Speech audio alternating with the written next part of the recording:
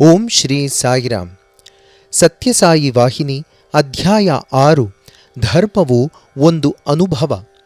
ಮುನ್ನಡೆ, ಹಿನ್ನಡೆ, ವಿಲೀನ, ಉದಯ ಇವುಗಳ ತರಂಗ ಸದೃಶ ಚಲನೆಯು ಎಷ್ಟೋ ಕಾಲದಿಂದ ಸಂಭವಿಸುತ್ತಿದೆ. ಕಾಲವು ಮುಗಿಯುವವರೆಗೂ ಅದು ಮುಂದುವರಿದೇ ಇರುತ್ತದೆ. ಅದು ಶಾಶ್ವತ ಲಕ್ಷಣವುಳ್ಳದ್ದು. ಇದು ಭಾರತೀಯರ ನಂಬಿಕೆ. ಮನುಷ್ಯನು ಈ ಸ್ಥೂಲ ದೇಹ ಮಾತ್ರವಲ್ಲ, ಅದರಲ್ಲಿ ಮನಸ್ಸು ಎಂಬ ಬಹು ಸೂಕ್ಷ್ಮವಾದ ಅಂಗವಿದೆ.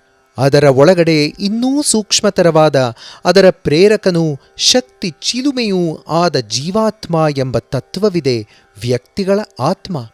ಈ ಜೀವಾತ್ಮಕ್ಕೆ ಆದಿಯೂ ಇಲ್ಲ, ಅಂತ್ಯವೂ ಇಲ್ಲ. ಅದಕ್ಕೆ ಸಾವೆಂಬುದು ಗೊತ್ತಿಲ್ಲ, ಜನನವೂ ಇಲ್ಲ. ಭಾರತೀಯ ನಂಬಿಕೆಯ ಆಧಾರ ಇದೇಯೇ. ನಂಬಿಕೆಯ ಇನ್ನೊಂದು ಅಂಶವಿದು. ಭಾರತೀಯ ಮನಸ್ಥಿತಿಯ ವಿಶಿಷ್ಟ ಲಕ್ಷಣವೂ ಹೌದು.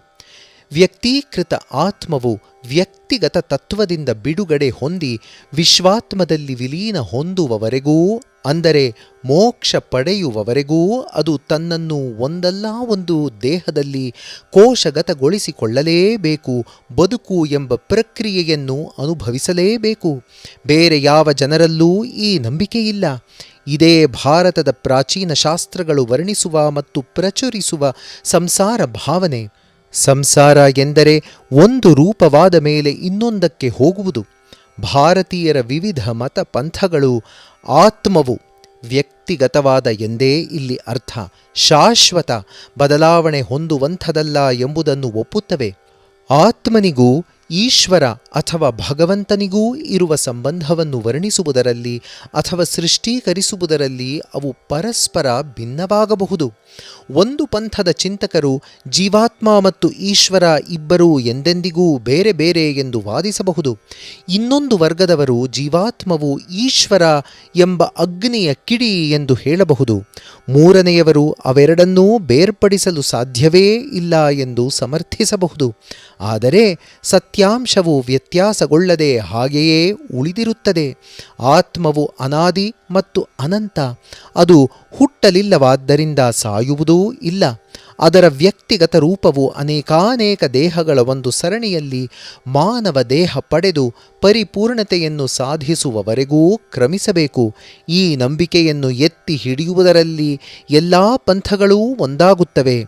ಅವು ಕೊಡುವ ವ್ಯಾಖ್ಯಾನದಲ್ಲಿ ವೈವಿಧ್ಯವಿರುತ್ತದೆ.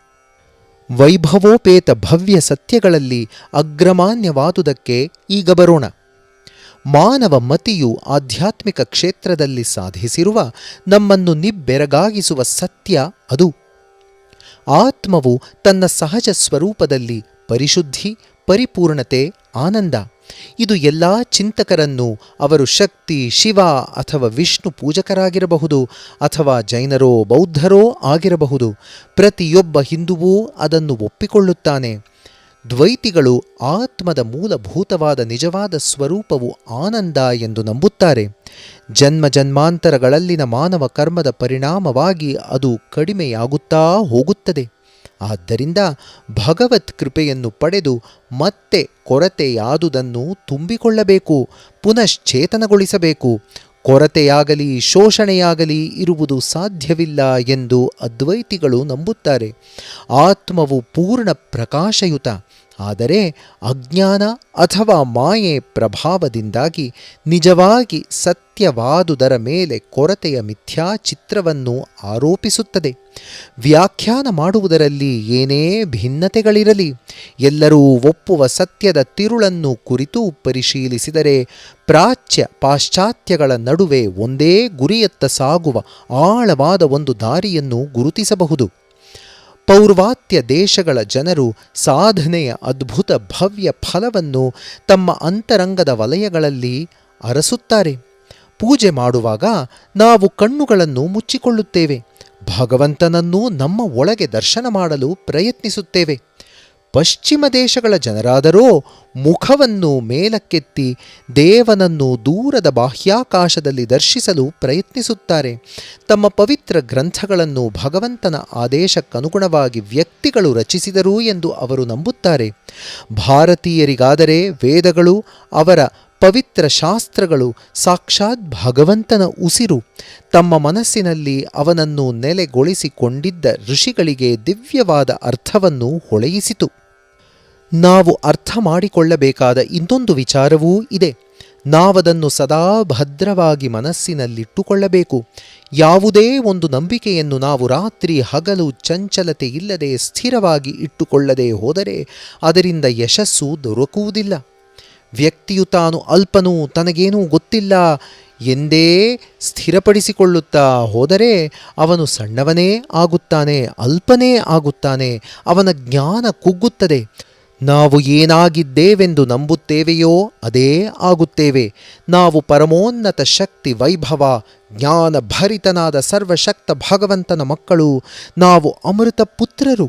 ಈ ಆಲೋಚನೆಯಲ್ಲಿ ತೊಡಗಿದ್ದರೆ ನಾವು ಅಲ್ಪರಾಗುವುದಾಗಲಿ ಅಜ್ಞಾನಿಗಳಾಗುವುದಾಗಲಿ ಹೇಗೆ ಸಾಧ್ಯ? ಮಾನವನ ನಿಜ ಸ್ವರೂಪವು ಉನ್ನತವಾದುದು. ಈ ಸತ್ಯವನ್ನು ಅವನು ಸದಾ ಅರಿತಿರಬೇಕು ಎಂದು ಭಾರತೀಯ ಆಧ್ಯಾತ್ಮಿಕ ಸಂಸ್ಕೃತಿಯು ಪ್ರತಿಯೊಬ್ಬರಿಗೂ ಆದೇಶಿಸುತ್ತದೆ. ಹಿಂದಿನ ಕಾಲದಲ್ಲಿ ಭಾರತೀಯರು ತಮ್ಮ ಈ ಸ್ವರೂಪದಲ್ಲಿ ನಂಬಿಕೆ ಇಟ್ಟುಕೊಂಡಿದ್ದರು.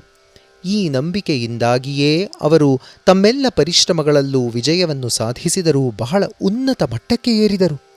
ಅವರು ಪ್ರಗತಿಯ ಶಿಖರಕ್ಕೆ ಏರಿದರು. ಈಗಲಾದರೋ ನಾವು ಆ ಶಿಖರದಿಂದ ಇಂದಿನ ಅವನತಿ ಸ್ಥಿತಿಗೆ ಜಾರಿದ್ದೇವೆ. ಇದಕ್ಕೆ ಮುಖ್ಯ ಕಾರಣ ನಾವು ನಮ್ಮ ಆತ್ಮದಲ್ಲಿ ವಿಶ್ವಾಸವನ್ನು ಕಳೆದುಕೊಂಡಿರುವುದು. ಆತ್ಮದಲ್ಲಿ ವಿಶ್ವಾಸವನ್ನು ಕಳೆದುಕೊಳ್ಳುವುದೆಂದರೆ ಅದು ಭಗವಂತನಲ್ಲಿ ವಿಶ್ವಾಸ ಕಳೆದುಕೊಳ್ಳುವುದನ್ನು ಒಳಗೊಳ್ಳುತ್ತದೆ.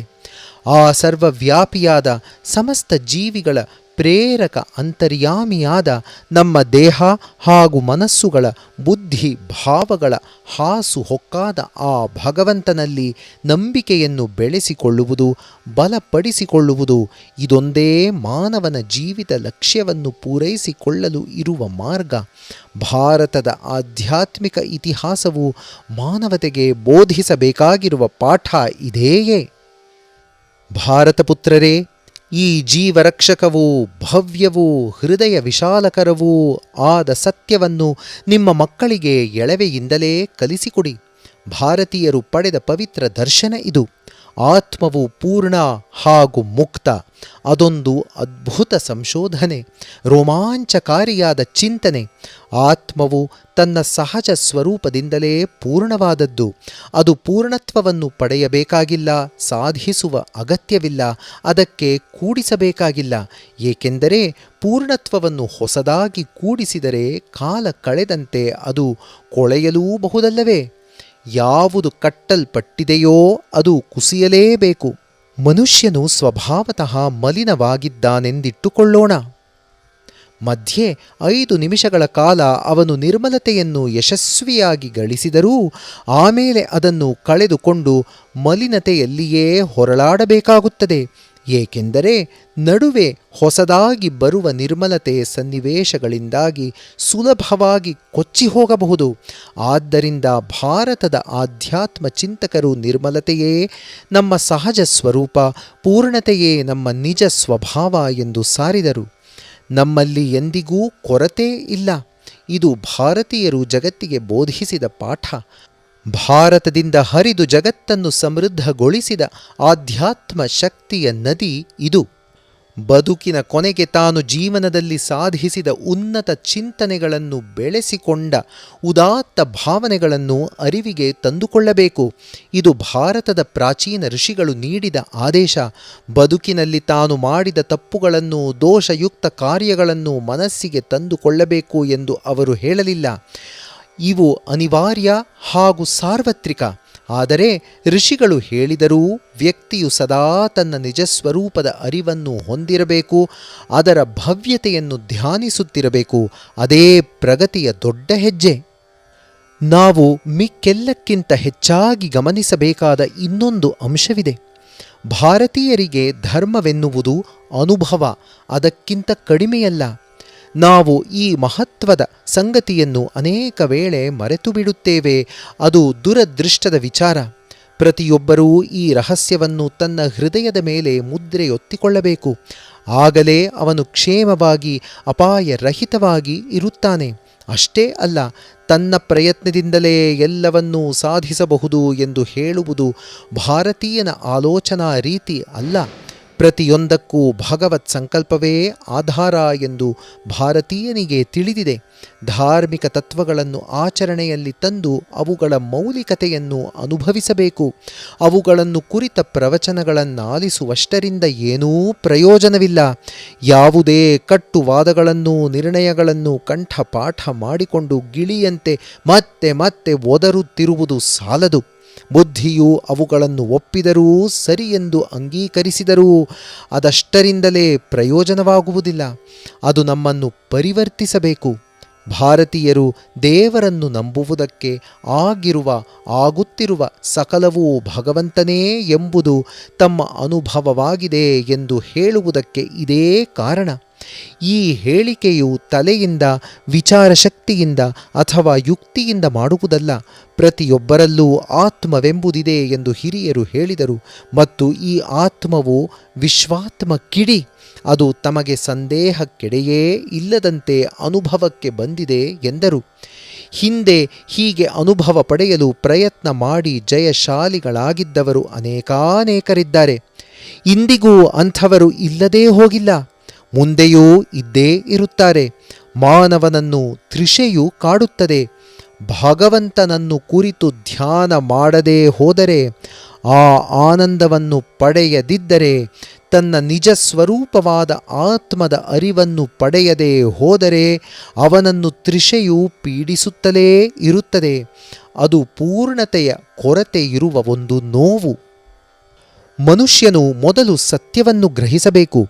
ಈ ನಿಜವನ್ನು ಅವನು ಎಷ್ಟು ಬೇಗ ಗ್ರಹಿಸುವನೋ ಅಷ್ಟು ಬೇಗನೆ ಎಲ್ಲ ಧಾರ್ಮಿಕ ಸಂಘರ್ಷಗಳು, ಗುಂಪುಗಾರಿಕೆಗಳು ಮಾಯವಾಗುವುವು. ಏಕೆಂದರೆ ಯಾರು ಭಗವಂತನ ಅನುಭವವನ್ನು ಪಡೆದಿರುತ್ತಾರೆಯೋ ಅವನಿಗೆ ಮಾತ್ರವೇ ಧರ್ಮಜ್ಞ, ಆಸ್ತಿಕ ಎಂಬ ಹೆಸರು ಸಲ್ಲುವುದು. ತಮ್ಮ ಹೃದಯದಲ್ಲಿ ಅವನ ಇರವನ್ನು ಗುರುತಿಸಿಕೊಂಡವರು ಮಾತ್ರವೇ ಜನನ ಮರಣ ಚಕ್ರಕ್ಕೆ ತಮ್ಮನ್ನು ಬಂಧಿಸಿರುವ ಸರಪಳಿಗಳನ್ನು ಕಳಚಿಕೊಳ್ಳುವರು. ಧರ್ಮದ ಮೂಲಕ ಸಾಧಿಸಿಕೊಳ್ಳಬೇಕಾಗಿರುವ ಸತ್ಯದ ಸಾಕ್ಷಾತ್ಕಾರವನ್ನು ವೇದಿಕೆಯ ಮೇಲಿನ ಭಾಷಣಗಳು ಸೂಚಿಸಲಾರವು. ದೈವ ಶ್ರದ್ಧೆಯು ಪ್ರಾಮಾಣಿಕವಾದ ಅನುಭವದ ಮೇಲೆ ಆಧಾರಗೊಂಡಿದೆ. ಇದನ್ನು ನಾವು ಒಪ್ಪಿಕೊಂಡೆವೆಂದರೆ ಸ್ವಯಂ ಪರೀಕ್ಷೆಯು ಪ್ರಾರಂಭವಾಗುತ್ತದೆ. ಗುರಿಯ ಕಡೆಗೋ ಅಥವಾ ಅದಕ್ಕೆ ವಿಮುಖವಾಗಿಯೋ ಎಷ್ಟು ದೂರ ಪ್ರಯಾಣ ಮಾಡಿ ಬಂದಿದ್ದೇನೆ ಎಂಬ ಅರಿವು ಅವನಿಗೆ ಆಗತೊಡಗುತ್ತದೆ. ತಾನಿನ್ನೂ ಕತ್ತಲಲ್ಲೇ ತಡಕಾಡುತ್ತಿದ್ದೇನೆ, ಇತರರನ್ನು ತನ್ನೊಂದಿಗೆ ಕತ್ತಲಲ್ಲಿ ತಡವರೊಸಲು ಸೆಳೆಯುತ್ತಿದ್ದೇನೆ ಎಂದು ತಿಳಿಯುತ್ತದೆ. ಆಗಲೀಗ ಮಾನವರು ಧಾರ್ಮಿಕ ಯುದ್ಧ ಎಂಬ ಹೆಸರಿನಲ್ಲಿ ಗುಂಪು ದ್ವೇಷವನ್ನು ತೊರೆಯುತ್ತಾರೆ. ಹಾಗೆ ಧರ್ಮಕ್ಕೆ ಸಂಬಂಧಿಸಿದ್ದೆಂದು ಹೇಳಿಕೊಳ್ಳುವ ಯುದ್ಧಗಳಲ್ಲಿ ನಿರತರಾದವರನ್ನು ಪ್ರಶ್ನಿಸಬೇಕು. ನೀವು ದೇವರನ್ನು ನೋಡಿದ್ದೀರಾ? ದಿವ್ಯ ಆತ್ಮದ ಅರಿವು ನಿಮಗಿದೆಯೇ? ಇಲ್ಲವಾದರೆ ಭಗವಂತನ ಹೆಸರನ್ನು ನಿರಾಕರಿಸಲು ನಿಮಗಾವ ಹಕ್ಕಿದೆ, ಅಧಿಕಾರವಿದೆ? ನನ್ನನ್ನು ಕತ್ತಲೆಗೆ ಎಳೆದು ನೀವೂ ಕತ್ತಲಲ್ಲಿ ಹೋರಾಡುತ್ತಿರುವಿರೇನೋ? ಒಬ್ಬ ಕುರುಡನು ಇನ್ನೊಬ್ಬ ಕುರುಡನಿಗೆ ದಾರಿ ತೋರಿಸಿಕೊಂಡು ಹೋಗಬಲ್ಲನೇನೋ? ಅದು ಅಸಾಧ್ಯವಾದ ಕೆಲಸ. ಆದ್ದರಿಂದ ನನ್ನ ಸತ್ಯವನ್ನು ನಿಂದಿಸುವುದಕ್ಕಿಂತ ನಿರಾಕರಿಸುವುದಕ್ಕಿಂತ ಮೊದಲು ನಿಮ್ಮ ಸತ್ಯವನ್ನು ಅರಿತುಕೊಳ್ಳಿರಿ. ಜೈ ಸಾಯಿರಾಮ್.